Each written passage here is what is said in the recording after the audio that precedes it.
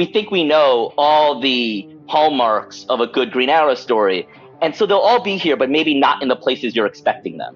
We are using the lore of Green Arrow, the classic Green Arrow, in this new concept of it, well thought by this guy. So I'm very excited about it.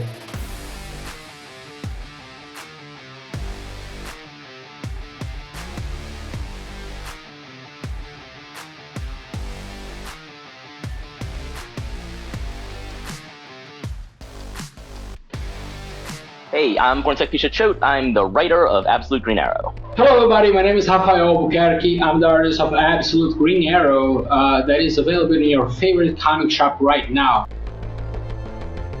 Absolute Green Arrow follows a serial killer stalking corrupt billionaires, with the only clue to his identity being the green arrows protruding from the bodies of his victims as a sign to some very corrupt, very rich people that you can't get away with killing Oliver Queen. But it's told from the perspective of an executive protection specialist by the name of Dinah Lance, Absolute Black Canary, as she's been tasked to uncover the identity of this mass serial killer. And all of her suspects, DC fans will recognize because they are all archers from the DC universe.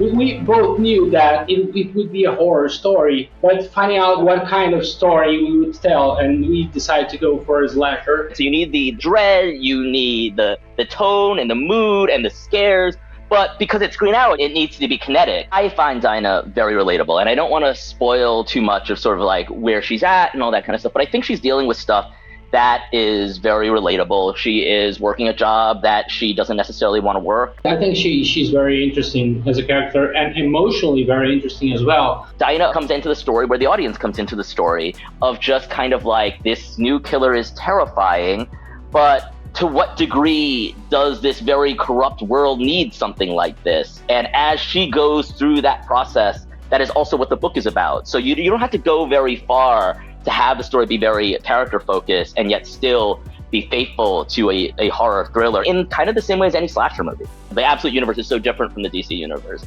And it is a world where the bad guys have kind of won and they're kind of running the place. And so if you're a brawler who's kind of used to like satisfaction with punching and solving your problems, what do you do when the problem is societal, when there's no one for you to conveniently punch? And so there is this sense of like anger to this character, this almost close to depression, which this character sort of starts off in that she's trying to get out of. You know, Green Arrow really comes down to this theme of change, and that's kind of the heart of every Green Arrow story. And some writers decide to use it to talk about societal change, and some writers use it to talk about personal, emotional change. For Absolute Green Arrow, there's a little bit of both. If it started today and it was talking about the things that are worrying us and the things that we're scared of in our world, how do you explore it? And so the concept of change is a very big question that's sort of on people's minds right now. To kind of use that as a starting point to all the stuff that Green Arrow is about. To what degree can one person affect change, and what does that look like, and how far is too far, and how far is not enough? The coolest thing is that we are having a lot of freedom to play with these favorite characters we always had since we were kids, but you know, changing as much as we want. So this is not exactly common freedom we have in this industry.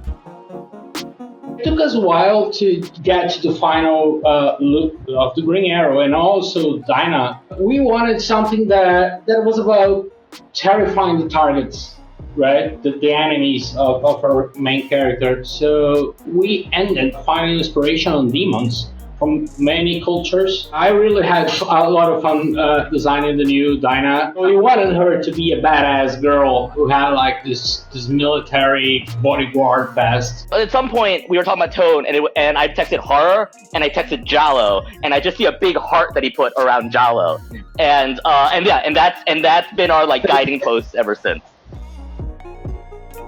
We're really trying to do sort of like a murder mystery, which sounds insane given the spoiler internet era that we're living in. But we really want to do something where, you know, you're going to get some suspects. There's a ton of archers running around the DC universe. So you will see a bunch of them being incorporated into this book as well, since anyone who's good with a bow and arrow in the DC universe will be a likely suspect for who the Absolute Green Arrow will be. And I hope fans get fun out of that.